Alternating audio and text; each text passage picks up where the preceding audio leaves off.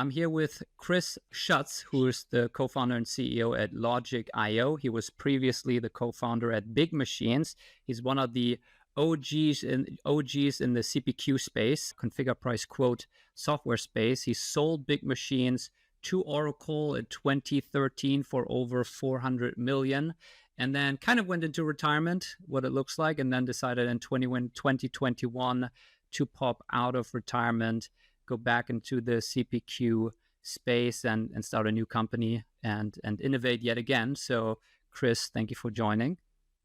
Yeah, thanks for having me, Finn. Great to meet you. Maybe let's start with, because, a lot of founders who listen to this, one of the big goals is obviously to exit to a big company and, sell for an amount of money that might be approaching what you sold Big Machines to for Oracle, even if we all want to say we're not in it for the money. So I'm just curious, what are like some of your biggest takeaways from having built Big Machines and then selling it and then going into semi-retirement? Looking back at that period now, how do you reflect on it? Yeah, it was a great experience overall, and Oracle was a great company to work with during those years, and they took really good care of all of our employees and invested in the technology for quite a while. I think what was really important, during that process was the fact that we had lots of successful, big and small customers running the technology, and they were doing a lot of interesting things with the tech and adding a ton of value to their businesses. And that, I think, was probably like the biggest thing that really made Oracle interested, because I think at the end of the day, if you've got customers big and small heavily using your product and basically running their entire company on it from a front end standpoint, that sort of checks all the downstream boxes. Like, does the product scale? Does it work? Does it have good engineering? Is it secure? Is it stable? That's really the big thing. If you can really push to drive customer success, I think that's what really makes, companies like Oracle excited about what you do. We learned a lot along the way. Building a company is difficult, lots of ups and downs. And one of those things that the first time you do it, you're going to make a ton of mistakes. I mean, we certainly made it. My co-founder, Godard Abel, and I made a lot of mistakes, but we learned quickly from them. And some of the challenges we learned a lot from, and it actually kind of opened the door to say, what if we did it again? And what if we didn't make all of those mistakes? What could we really build? And that was, part of the impetus for starting Logic.io. What were some of those biggest mistakes that you tried to avoid in your next run with Logic? Well, I think it's a couple of things. One is it took us a long time to figure out how to sell the product.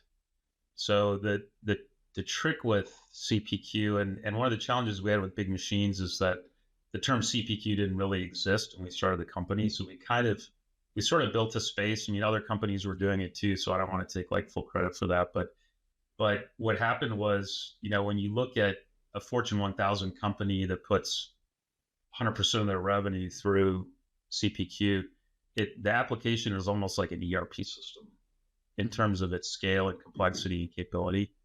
And it's a very difficult product to sell. These are long sales cycles with lots of nuances and complexity. And it's hard to sell, and frankly, it's hard to buy. There's a lot of situations over the years where we would lose a deal, and then that deal would come back to us a couple of years later, and we get a second shot at it because, buyers don't understand what they need. So it took us a long time to get the sales process really down. And then the other thing we learned along the way was it took us a long time to figure out how to have a customer success program that really helped the customers and helped us understand what the customers needed from us on a daily and weekly basis.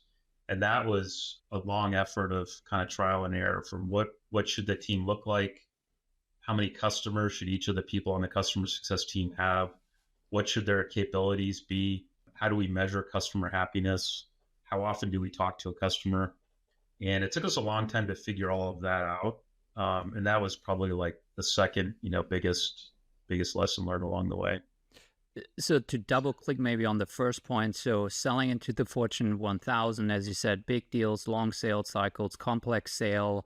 How did you now go about solving that? Is it just, do you have a different ICP now? Did you change your pricing, packaging structure? Like what were the levers to actually do it faster or more successfully this time? Well, foundationally, you have to really work hard in this concept of product market fit. Mm-hmm. So that's a very popular term now that, our board brings up with us every board meeting. We talk about product market fit a lot.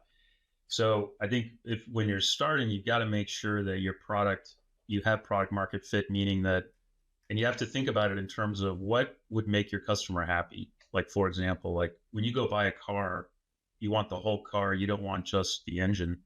And that was actually one of the problems with traditional configurators, is that if back in 2000, we started Big Machines, is that if you had to buy a configurator and then you had to buy a proposal engine, and then you probably had to build your own pricing engine.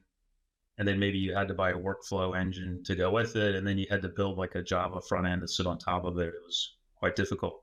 So product market fit for us was we had to build a whole suite. So we could sell one thing and it gave customers everything they needed to kind of do all of that. So that's foundationally, the tech has got to be right on the money, which is really hard, much easier said than done.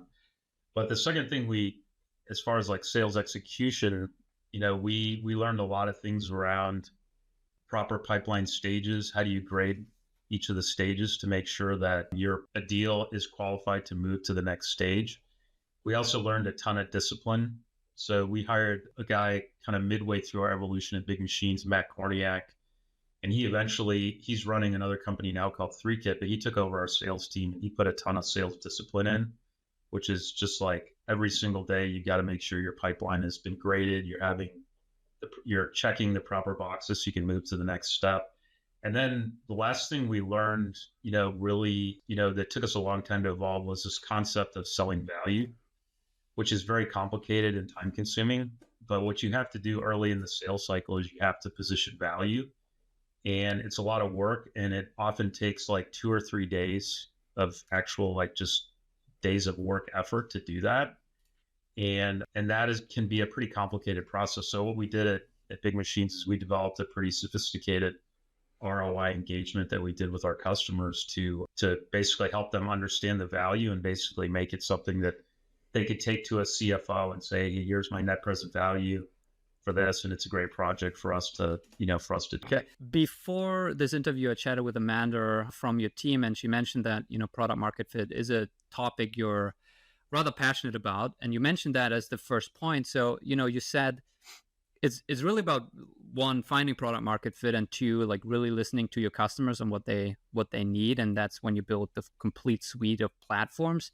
Now, this is kind of obvious advice, right? People know that product market fit matters. They know that they should get to product market fit, and they know that they should listen to their customers, right? But how do so many founders still get it wrong? Like, in your opinion, maybe one, define to me what you think product market is. Like, what's your definition? And then what are some of the non-obvious things that it takes, or how do you actually implement listening to customers? I don't know. Like, it's so easy to say, just listen to your customers, but yet most still never get to product market fit. So there needs to be something more to it. Yeah, no, it's a great question. I'm glad you brought it up. So we have a core value at Logic, which we say customers first, and we work really hard to listen to them. Now, the problem is, I think a lot of people, because it's so difficult when you have nothing and you start a company, you write that first 1,000 lines of code is just really challenging. And so what the problem I think often happens is that you're trying to listen to your customers, but it's really hard to listen to them when you're so focused on trying to create and build a company along the way. And so one of the things we learned early on is we take a lot of net promoter scores. So we measure NPS constantly. It's probably the single most important metric we have in our company, is what is our net promoter score? Basically, what is our percent of promoters, subtracted from that, our percent of detractors. And right now our score is 53%, which, if you don't know, NPS actually sounds like a low number, but it's actually very high. It's close to like what Apple has for their products. And when we take NPS scores, that process, one of the first pieces of technology we bought at Logic was technology that allows us to take NPS scores very quickly and easily and frequently. And then we embedded that in our product. So every one of our customers at any time can give us an NPS score. Now, back to your original question, why is NPS important? When they give us an NPS score, especially if they're neutral or a detractor, we ask for specific comments as to why. And that rigorous process actually gives us lots of little nuggets along the way of things that we need to do to fine tune our product market fit. Now, obviously, you have to be careful with this because you can fall into what they call the innovator's dilemma, where you have to balance your customers are asking for something versus like, what should you do for long-term market presence? So you have to be a little bit careful with this instrument. But at the end of the day, 9 times out of 10, if you are fixing reasons why customers are neutral or unhappy, you are probably doing the right thing most of the time. And that's a really important process. And then the second thing we do to confirm product market fit is we have a very rigorous customer advisory board process. And we do that. Customer advisory board meets 4 times per year. And it's a pretty in-depth meeting. It's several hours long. And we actually go through lists of enhancements. We actually poll the customers before the meeting happens. We get product market fit tidbits from them along the way prior to setting up a meeting. And then during the meeting, we actually talk about those pieces of feedback that they give us. And we all vote together on it in the meeting. And then we take that feedback to further fine tune product market. The most important thing is you have to have a good board. So at Logic, we have an amazing board with Godard Abel, who runs G2 and my founder from Big Machines. Scott Dorsey, who's the founder of Exact Target, who runs High Alpha now, and he's got a lot of experience in this area.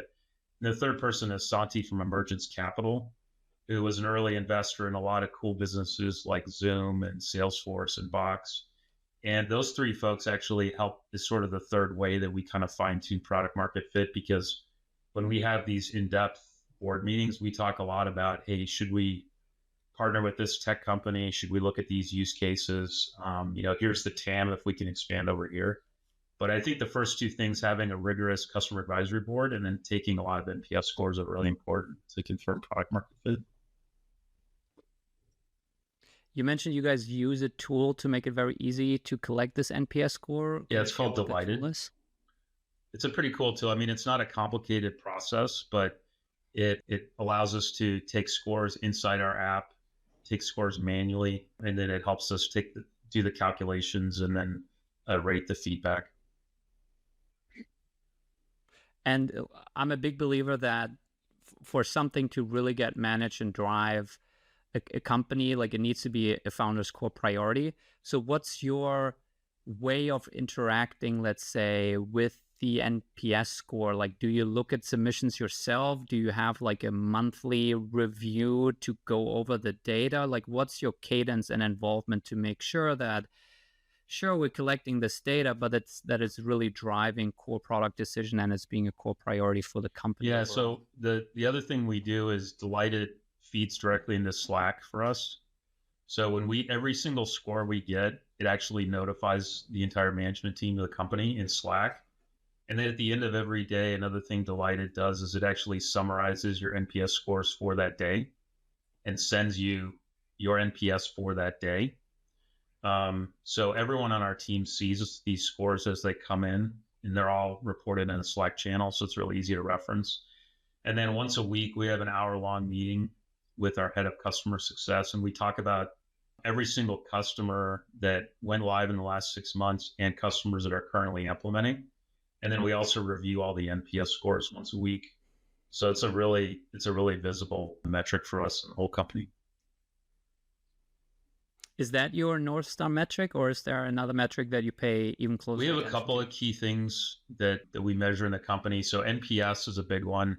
Our goals for the year, we have an NPS goal. We have a number of customer go lives, which go lives are super critical, because if you can't get a customer live, they're not going to renew. They're not going to buy more technology from you in the future. They're not going to help you sell to other customers. They're not going to give you feedback in a customer advisory board. So go lives are critical for us. And then the third big metric we have is bookings, because bookings, sales bookings essentially throttle the entire company. And so, if you're booking it, like you're talking demo requests? This is actually like contracted sales dollar bookings, closed won deals, basically. Yeah. And so if you can book faster, then you can spend more on engineering, you can spend more on support. And so actually bookings sort of throttles the entire company for us. Right. Right. So I know we're going back in time a little bit, but I was personally curious when you sold Big Machines 2013, 2014, you joined Oracle as I think a VP or SVP, something like that. What was and then there was a 7 to 8 year period until you eventually decided to start Logic. What was the decision making process to start a new company? Were you planning to actually never start another company and then change your mind? I'm just curious what that thought Yeah, process and that was was. actually it. When I retired from Oracle, I was not planning on starting another company. Um, and I wanted to spend some time. I have two daughters, and COVID was kind of raging, and one of them had to come home and do college from home, which was really difficult for her. And I just wanted to spend time with both my daughters. One's an engineer, one's an artist. They're very interesting. Very They're very Good interesting to combo, hang out nice. with. The artist is actually a really good engineer, and the engineer is actually a really good artist. But so they're just interesting. They're really That's really cool awesome. kids. So that was the biggest thing. But I started thinking about it a little bit more, and I started getting some outreach from some other technology companies, like asking for feedback around what should we do with our CPQ product. And I got calls from VCs that were thinking of buying peripherally related companies and in sales configuration. And I started looking at the market, and then Godard and I started having some more conversations, and we started looking at a big trend that was happening with configure price quote. And actually COVID caused like this really weird dynamic with e-commerce. So you may have seen some of these studies, but McKinsey has an interesting study that says that COVID actually brought in 10 years of e-commerce adoption, like in 12 months, basically just accelerated everything. And I Mm-hmm. mean, Yeah. that number sounds right. I mean, who knows what it really is, but it's probably order of magnitude correct.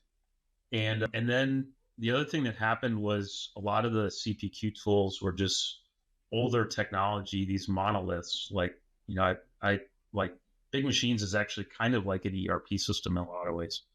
It's a giant, monolith. It's a highly capable piece of software, but it's a monolith. And so these two forces were causing kind of a couple of dynamics to happen. So the first market dynamic was that, buyers of products were becoming more and more particular, and they wanted to do it in a self-service mode. So a lot of transactions that would normally be sales rep assisted. So like, Finn, if you were going to buy like, let's say a CT scanner for a hospital, like if that was your job, that process, you would have like a sales rep from Siemens come to you, ask you 100 questions about what you wanted. They'd come back a week later, give you a proposal. That's a CPQ process. Direct sales rep calling on Finn to sell you something. A lot of buyers didn't want to do that anymore. They actually wanted to go to the, let's say, Siemens website and do their own discovery of the CT scanner, or at least learn about it and start to interface with procurement, and then maybe interact. Or if you take a product less complicated than a CT scanner, like maybe a golf cart or like a garden shed for your backyard, those processes are configured, but people don't want to interact with the sales rep. It's sort of like if you go buy a car, the first thing you do is you go to the Mercedes website and you configure it yourself before you go to the dealer, right? Yep. So that buyer shift was happening in complex B2B buying. And then at the same time, there's a big trend in technology to have these composable solutions where people don't want to buy monoliths anymore. They want to buy composable solutions and then connect them together and use them and use them throughout their organization and basically create this lightweight architecture. And then also people are having more and more higher expectations around technology, sort of like TikTok. They want everything like immediately, sub-second response time, this Amazon-like buying experience. And what Godard and I realized is that none of the existing configuration tools could do any of those three things. You couldn't get a great buyer experience. You couldn't transform it into self-service along the way. And you couldn't really handle this persona, people wanting this change in kind of buying behavior. And that was what really started me thinking about maybe there's a way we could create a technology that could do all of those things and sort of, revolutionize the complex selling process. And that was really the impetus for Logic.io. Mm. By the way, Godard Abel, obviously being the CEO of G2 here, who was supposed to be on the podcast a month ago, but he keeps rescheduling with me. He's a busy man. I don't know if you noticed, but you basically describe market conditions and why there was an opportunity at that time to start a company. But that doesn't mean that you need to start a company just because there's an opportunity to start a company, especially once you go into retirement. So, on the personal side, did you just get bored, or like what was different from when you decided, okay, I'm retiring, to like actually I'm going to get back on the horse? Because I mean, it's stressful and it comes with all kinds of personal Yeah, implications too. it is stressful. There's a lot of ups and downs. I tell people when Oracle bought Big Machines, we worked really hard to help Oracle with that, but I sure slept a lot better at night because just every little problem when you're we're a 110 person company right now. We're very well capitalized. We have tons of capabilities for engineering. We're hiring a lot of engineers, but when when bad news happens, it's very scary. And as a CEO of a startup, you have to be able to step back and say, this is not the end of the world. We're going to work our way through this and just move on to the next problem. And so that's true. But the question is why? And there were a couple things, a couple reasons for that, Finn. So one was, we knew we learned so much at Big Machines. There's always in the back of my mind, like, what if we just did it better? What would have happened? So, Big Machines started roughly the same time Salesforce did. I think Salesforce started like a year earlier.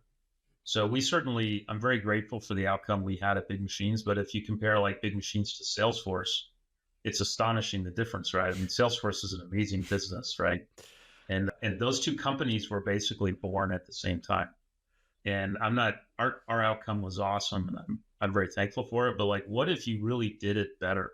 What would happen, right? So there's that, which is always always in the back of my mind, and I think it was certainly in the back of Godard's mind. Mm-hmm. And with G2, he's well on his way to creating something much bigger than Big Machines, which is awesome. There's that, and then the other thing that happened, Finn, which was really interesting, is that the team just sort of appeared. So the big challenge you have when you start a company is sales is probably the hardest thing you're going to do. And Godard and I made a list of like, if we could have any salesperson, who would it be? And we both made a list, and then we compared our list, and Vanessa Rosengarten was at the top of both of our lists. And we were able to get Vanessa to run sales, and she's our chief revenue officer here at Logic. And then the second thing was engineering. Who could run engineering? And we both wanted Richard Jones to do that. And he was available, and he was ready to do something. And then who could run products? And that was Fazal Gupta. And then he was also ready to make a change. He was at Workday, and he was ready to make a change. And then the fourth person was Jeff Wilkins, and he built our proprietary solving engine, which is really the heart of our technology that we have today. So those four people were all ready to do something. And that was really the thing that kind of pushed the boulder down the hill for me, was the fact that I knew we could put a team together that we could rely on to deliver every aspect of the business. And that was, one of the most important things for us. So maybe here, one of the other things that Amanda told me is that you, and tell me if this is still true, but that you personally walk every new hire through your company values. Is that true?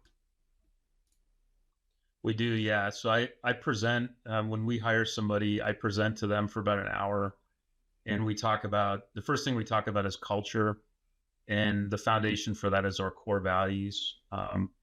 And this was one of the things we learned from our experience at Big Machines. So when Godard and I started Big Machines, we sort of backed into our core values just because Godard's a great leader, and we sort of figured them out as we went along the way. And one of the things that, Godard always used to say was customer success equals our success, which I love that phrase. And we use that at Logic, but one of our core values is customer first here. But that piece of we learned the core values was really, really important at Big Machines. And when Godard left the business in 2010, And then we sold it 3 years later to Oracle. That was a really difficult time. So we struggled a little bit as a company. The competition got more and more difficult. We had higher employee turnover. And we essentially had, at Big Machines, we had to sort of recalibrate our core values and create a new set of cultural beliefs in the company, because at that time we were crossing over 50 million in ARR, and the business was fundamentally larger and different and more complex. And that was culture was really difficult for us 2010, 2011 after Coder left. And we eventually did kind of rewired and get going. And then when Oracle bought us, it was, culturally and financially a very healthy business, which was awesome.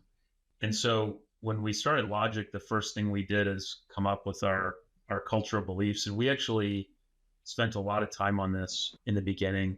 One of them is invest in each other. So which means work together, help each other. We also spend a lot of time just reinforcing cultural beliefs. So I talk about it with every new hire. I cover it at the beginning of every board meeting, and I cover it at the beginning of every all hands meeting. And then we have a way that we recognize core values and cultural beliefs inside of a Slack channel across the whole company. So a couple times a day, somebody will post in a Slack channel, they'll recognize somebody for, doing customer first or investing in each other. Another core value we have is innovation. So somebody will recognize somebody for doing innovation. And I think that is something that you do need to spend a lot of time on at the beginning, is make sure you have core values. And I see a lot of startups actually doing that today. And I think that's a really good thing. But what would you tell a founder on how to think about culture? Because I also feel like, yes, a lot of them do it, but oftentimes it's very fluffy and it always says the same thing of be kind to each other and work hard and, listen to the customer. And it's super undifferentiated and it can mean a million things. So in combination with that, can you really do that when it's your first company and you haven't had all those lessons and mistakes, but you're really starting from blank canvas? So how would you console the founder or advise the founder on how to think about their culture and the core values that they define? I think it is hard. It's probably the benefit of doing a startup twice. This is one of the things that gets a lot easier to think about, but it's still super critical. There's a phrase that you hear a lot that's culture trumps strategy. So you can have the best strategy in the world, but if you don't have a productive culture, then you can't actually execute your strategy. And that is true. And I saw that firsthand after Godard left Big Machines. So it is tricky. And I think if you're an early founder doing this, I would recommend that you try to get some help from somebody that has spent some time on cultural beliefs and actually had to do it in a company. But I think the way you make it work is you think about it at the beginning, you create your cultural beliefs. Actually, G2 does a really good job with this. They have this thing called Peak, which is really cool. And I encourage all of you to look at the Peak website and look at the Logic.io website. We have a cultural beliefs page too. And what you should do is, think about it for a while, put together a list you think that's important. Like you want to, be good to your community, be good to your employees and coworkers, take really good care of your customers, lead with innovation. That's one of ours. Innovation is key to everything that we do. And then go forward with that and then continue to reinforce it throughout the business at some cadence. So what we do is we do it at board meetings, all hands meetings, and then we have a formal process in Slack, a Slack channel that gets reported every day. Everyone sees it, that you can recognize each other for, exhibiting one of these cultural beliefs. That's what I'd recommend. You mentioned there that, the Big Machines, the business struggled a lot when Godard left in 2010 until he sold the company in 2013. And part of that was that he was a very charismatic leader and he was great at kind of being the glue for the culture, almost sounded like it. How did you have to change as a leader to be the CEO of Logic? Any reflections there on personal things or stuff you as a leader had to work on besides setting the culture and defining your core values? I think those times at Big Machines, we actually brought in a CFO and a CEO. Vista was at that time, Vista Equity is a majority shareholder in Big Machine, so they helped us find some leadership that I worked pretty closely with at that time, and we actually had a really good relationship because the CFO that they brought in was very experienced, Sean Fallon. He's an advisor to Logic.io now, and he used to be a senior leader at Forkites. And so I learned a lot from him, and I think he learned some stuff from me just because I knew the market so well, and I had run part of our sales team at Big Machines. I had run part of our professional services team at Big Machines, and then I took over our customer success team.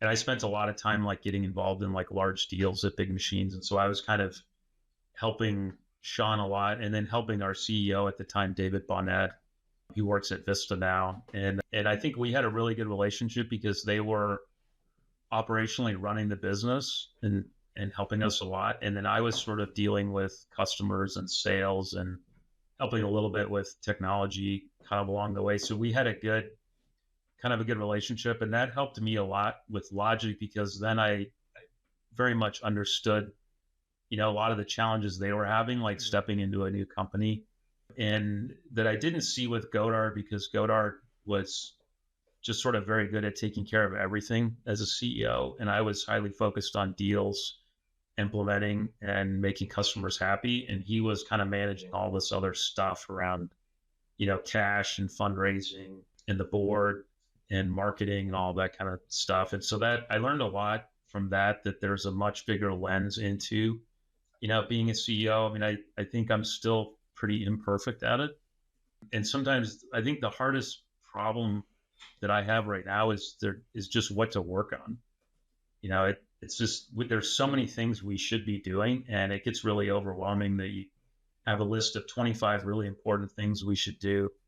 And a lot of days I just wish somebody could tell me, like, work on this one and get that done, and then work on this thing, and then this thing and this thing. If somebody could just prioritize for me, that's probably the biggest challenge. And it's probably the thing that I struggle with the most, is just managing priorities. How are you currently going about it, or what's helping you tackle this challenge? Any insights so far? That's usually the thing that you don't want to work on is the thing that you should work on, I find. So that's something that I see a lot, is that we have a lot of technology partners, and some of them we do a ton of business with, and some of them we're just starting with. And what tends to happen, I think, is you tend to have muscle memory to go after the things that you're really good at and the things that you know.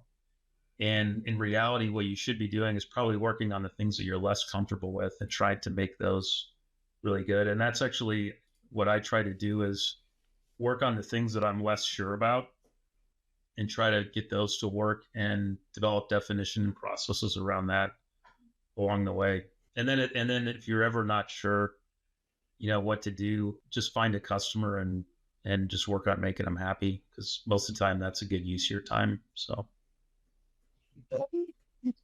were there any things when you started Logic.io, besides better understanding how to sell into Fortune 1000 and the importance of core values and paying attention to what your customers really need?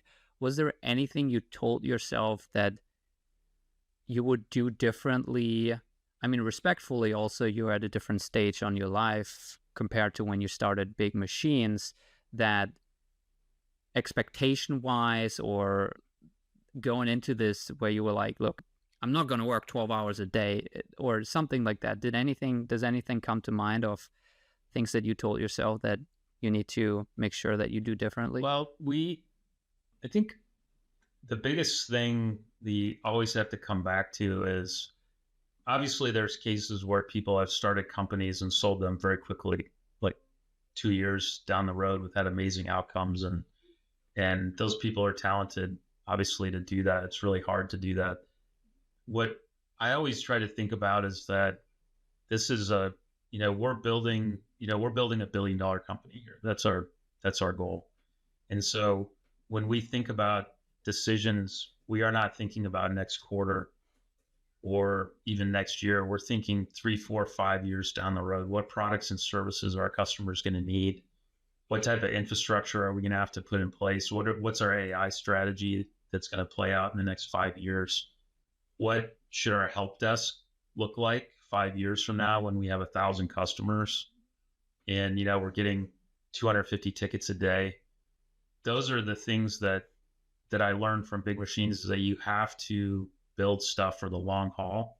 Now, obviously, you cannot do that, and I think people have been successful, doing the bare bones for their CSM team, for their support team, for their engineering team, for their data security processes. I mean, there's a million places you can cut corners, but for me, I'm not a lucky enough person to pull that off. We have to raise a ton of capital, which we've done, and we have to invest in the very best people and technology so that we have $1 billion infrastructure here at this company. And that's one of the sort of hard lessons we learned along the way at Big Machines that we're doing now at Logic.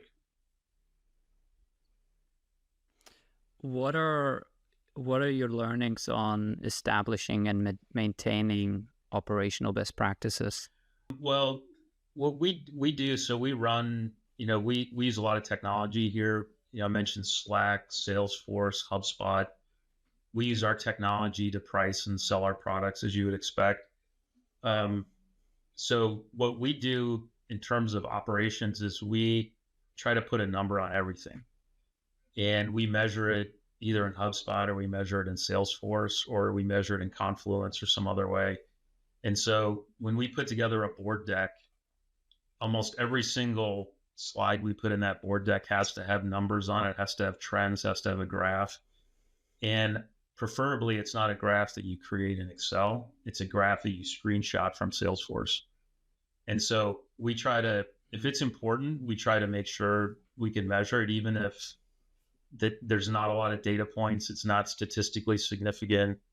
There's still a lot of benefit in forcing the culture to measure it and basically graph it and report out on it. And I also there's this trend, you've probably heard it, Finn, where a lot of startups, they don't like to do board meetings. Their board meeting, I've heard a few CEOs from some sister portfolio companies that I meet with, where their board meeting is like a giant email that they send out to their board. That's their board meeting. And I can appreciate why CEOs like to do that, but I actually really like the rigor of a board meeting, not so much because the actual meeting itself is highly beneficial. I think our board is somewhat unique, that the talent we have on our board is actually super helpful and gives me a lot of actionable feedback. But the process of actually preparing for a board meeting, I think, is very, very healthy, because it forces you to look at the reporting you're doing, find the things you're not reporting on analytically in the company, and then fix that so that at least next time you have a board meeting, you can actually put a thoughtful metric around it. And I think that that's really important, to make sure that early on when you start a company, you're measuring as many things as you can. And actually, the sooner you do it, the easier it is, and the healthier your company is going to be long term. So I think that's a really important best practice. And maybe if you are not comfortable around getting questions at your next board meeting around why your NPS score dropped, and you don't want people to, play around in your business, maybe that's the reason why you need a board meeting, because it adds some rigor and external pressure onto, and you need to actually have a good reason on why that's happening, and actually look at yourself, and maybe you did make a mistake somewhere, or 100%. Like we do this thing we call eNPS, which is employee NPS. So we take NPS scores internally of our employees, and we do it a couple times a year. And we started doing this when we were about a year old, and the scores were good. The comments were interesting. And one of the comments that kept coming up over and over again was, "We want a 401k plan." And that actually kind of surprised me, because we had a pretty young employee base. A lot of them, this was the first, not a lot, but some of them, this was the first job they had right out of college. And I was like, well, it's interesting that they're sort of like this higher level of investing awareness than certainly than I had when I graduated from college. And I was like, well, that's interesting. And so then we did it again. We did an EMPS again, and top complaint, where's our 401k plan? And so we talked about it at a board meeting, and I got a lot of good feedback, and particularly from Scott Dorsey on our board. And we put a 401k plan in place. It was not a great plan, but we put one in. We spent some money on it, which was hard at the time because we didn't have a lot of money to spend, but we did it. The employees loved it. And then we subsequently improved it a year later, and then we got another goal, which will hopefully hit this year. And if we hit that goal, then we're gonna do another improvement to our 401k plan. But I think that kind of reinforces your comment just now, which is if something's not great, at least you report on it and you can see that, and it allows you to act. Versus like if we hadn't taken those ENPS scores, I may not have even known that was a really important thing to our employees. And so you attached an increase or improvement in the 401k plan to some business outcome or revenue goal? We did it to a bookings goal just because that's what we had to do to get the math to work. Yeah. Yeah. It wasn't meant to be an incentive. It was just when we do, I guess it could be an incentive, but that wasn't the intention. When we do all hands meetings, I actually cover a full financials with all the employees. So everyone that works here knows our net income, our revenue, our cash flow, cash on hand. They know all that stuff. And the next step we wanted to do with the 401k plan was just purely a financial calculation for us to be able to do it. And so we talked about it with the board. And then at an all hands meeting, we said, hey, we hear you. And here's the way the math works for us to be able to give it to you. The next sort of the third phase of the 401k plan. Love it. So given that you're on that journey, let's say, what are the things in your head that you need to get right to get $1 billion outcome? Well, for us, the biggest push we have now is technology partnerships that we're working on. So we've had a lot of success in the CPQ space with some of the big CPQ players, but now we are investing heavily in the e-commerce players. So our goal is not to compete with e-commerce vendors at all. Our goal is to go to like a Shopify and say, hey, we can give you complex transactions inside of Shopify to allow you to unlock a larger total addressable market, for your product. So we're investing heavily in ServiceNow and a lot of the big e-commerce players. And the cool thing is we already have customers with most of them. So we've got a really good foundation to drive happiness with those customers, which allows us to continually evolve the technology and the integrations that we have with them. And that's actually really good for the customers too, because the customers spend a lot of effort building their sales offering inside of Logic.io because they could have hundreds of options, hundreds of rules, complex pricing in Logic. And they want to define that in one place, one time, maintain it in one place, and then use it throughout their entire organization. So they might use it in CPQ, configure price quote. They might use it in e-commerce, or they might put it on their website and use it as a form of digital lead gen, and they can maintain it in one place. And so us doing more technology partnerships builds out our sales channels, which therefore helps us sell more, but it also creates more value to our customers. So if you're, one of our customers is Club Car, they make golf carts, so they use us for CPQ, they're going to use us for e-commerce, and these partnerships we develop actually helps the customers too. So it's sort of a flywheel effect for us to get to that large company number that we want to. Love it. All right, a couple short answers to wrap it up here. Who is the CEO that you are listening to and learning from? There's a couple of CEOs I really like Tim Cook. I think he's if you look at the value he's created at Apple, it's unbelievable. I love his background, and I love his, I just think he's a really, really good person, and I think he's done a lot of stuff, not only for Apple but also for his community. Favorite business book? Built to Last. It's a great book. It's an old book, but it was actually one of the things Godard, when we started Big Machines in 2000, everyone had to read that book, and I read it prior to starting starting big machines. But it's a really old book. I think it was originally released in the mid '80s. But what they do in Built to Last is I think they looked at 20 different verticals and then compared companies that survived and companies that didn't survive and compared the differences between the two. And so it really gives you like a really actionable kind of playbook to build, a really strong business. So it's a cool book. Any favorite takeaway from that book that pops to mind? There's a few good things in there. One of the things that they said, one of the common misbeliefs, at least back when that book was written, was that CEOs had to be like flashy, like almost like presenters, entertainers, for their employees. And they found time and time again that wasn't true.